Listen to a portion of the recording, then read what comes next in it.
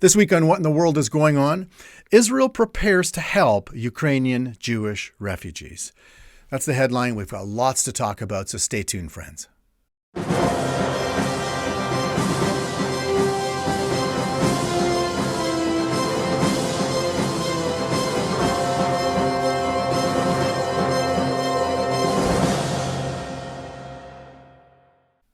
Fellow colleague Chris Katalko reported that on February 18th, informing us that Israeli officials and relief groups are preparing to help Ukraine's Jewish community in the event of an all-out war between Ukraine and Russia. Thus, Israel is preparing itself for a potential wave of Ukrainian Jewish immigrants as they did in 2014 when Russian forces annexed Crimea. In case of an emergency, the plans could mean directly evacuating thousands of Jewish refugees. In fact, friends, the plan includes evacuating about 75,000 of them. But currently, they're living in Ukraine are about 300,000 Jewish people. So, friends, we really need to be praying for our Jewish friends there. We need to really be praying for all of the people in the Ukraine caught in the crosshairs of this conflict, friends. And I know that many of you have had your eyes fixed on the current situation, and we know that things are heating up rapidly with Russia staging 190,000 troops, along with a massive amount of planes, ships, tanks, etc., all surrounding Ukraine. And then on Monday, Russia formally signed its recognition of Donetsk and Luhansk, which are separatist regions within Ukraine, really enabling Russia to now enter Ukraine in their support. And then yesterday, we saw the main power station of the Luhansk region on fire. And NATO, though they are presently weak, they are threatening Russia with major sanctions. And they said that we have 100 fighting jets ready to act. In which, friends, if they do engage Russia militarily, well, we know that things could escalate into a dire situation in the world. On top of all that, friends, on top of all of what Russia is doing in the Ukraine, they continue to mass its military equipment in Syria in further support of Syrian President Bashar Assad with S-400 defense systems, long-range nuclear bombers, and fighter jets equipped with hypersonic missiles. And then Russia is conducting large-scale drills over the Golan and in the Mediterranean Sea. Friends, and I don't know if he is, but if Putin isn't Gog, I'm not saying that he is, but if he isn't in Gog in Ezekiel 38:9, he sure seems to be trying out for the part, doesn't he? And with Israel now taking the side of the USA against Russia invading Ukraine, well, Russia has basically said to Israel, well, enough with these airstrikes that you've been doing over the last 10 years in Syria.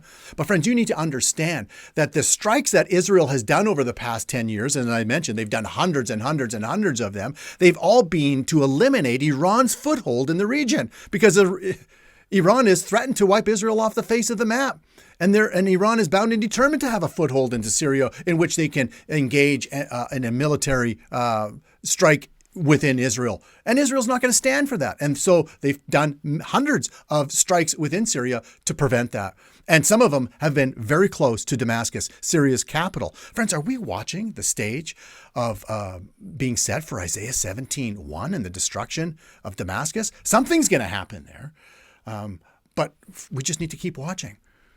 And friends, as all of this is going down, as we see and hear of wars and rumors of wars, and the stage being set for Ezekiel 38:9, with Israel's allies being weak and out of the picture and not being able to help, because that's exactly what we read in Ezekiel 38:9.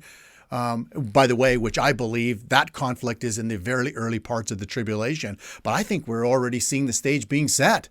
It seems that Rosh is forming, friends, right before our very eyes. But I am reminded, friends, out of all of this that we see, I'm reminded, though, that the God of Abraham, Isaac, and Jacob, he is the one that is in control of all things. And none of this present-day conflicts in the world here today take him by surprise. And they really shouldn't be taking us by surprise, because he has told us really where all these things are ultimately heading in his word.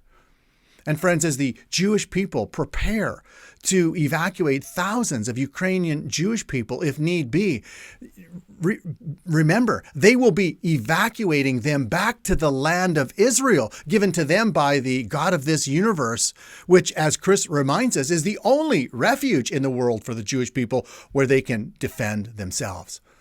And not Russia, not Iran, not Turkey, nor the nations of this world will ever change that, friends. For God has a plan in which Israel, the Jewish people, are promised a very, very bright future where one day God will pour his Spirit upon nation Israel, friends. And no longer will there be a doormat for the Gentiles to walk all over. No, in fact, we'll see in the millennial kingdom, when Israel's Messiah returns, we will see the preeminence shift from the Gentiles unto the Jewish people. I long for that day. But let me read to you the last 9 verses of Ezekiel chapter 39, which comes right after God destroys the armies of Russia, Iran, Turkey, Sudan, and Libya, friends. As they come up, the Bible tells us, as a storm against Israel.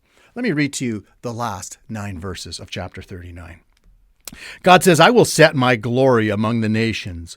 All the nations shall see my judgment, which I have executed, and my hand, which I have laid on them. So the house of Israel shall know that I am the Lord their God from that day forward. The Gentiles shall know that the house of Israel went into captivity for their iniquity, because they were unfaithful to me. Therefore I hid my face from them. I gave them into the hand of their enemies, and they fell by the sword. According to their uncleanliness and according to their transgressions, I have dealt with them and hidden my face from them. Therefore, thus says the Lord God, now I will bring back the captives of Jacob and have mercy on the whole house of Israel, and I will be jealous for my holy name. After they have borne their shame and all of their unfaithfulness, in which they were unfaithful to me when they dwelt safely in their own land, and no one made them afraid. When I have brought them back from the peoples and gathered them out of all their enemies' lands, I am hallowed in them in the sight of many nations, then they shall know that I am the Lord their God, who sent them into captivity among the nations, but also brought them back to their land, and left none of them captive any longer. And I will not hide my face from them any more, for I shall have poured out my Spirit on the house of Israel, says the Lord God. Wow. And friends, God has been gathering the Jewish people back to the land of Israel since 1948. And here there's thousands and thousands more potential Jewish people returning to the land. It's amazing. And one day, all the Jewish people will be back in the land when Israel's Messiah, Jesus, returns. I long for that day, friends. But Mr. Putin, he really needs to watch out what he's doing, because the God of Israel says, I will bless those that bless the Jewish people and curse those that curse them. And so, friends, I would implore you, friends, to continue to pray for all the residents, all the people living in the Ukraine, some 44 million of them. Keep them in your prayers. And some of our own FOI workers are there and are affected by this. So please keep them in your prayers, friends. And remember to pray for the Jewish people that are also caught in the crosshairs. And friends, if you'd like to help us be able to meet some of the needs in the Ukraine, I'm going to provide in the description below a link that you can donate to our Eastern Relief Fund. And friends, it will help those in need. You just simply click on it and you can find more information there. But friends, I just continue to ask you, please pray for the situation. And it's serious and it really needs our prayers. And so with that, and until next time, this has been What in the World is Going On with the Friends of Israel Gospel Ministry. Have a good night, everyone.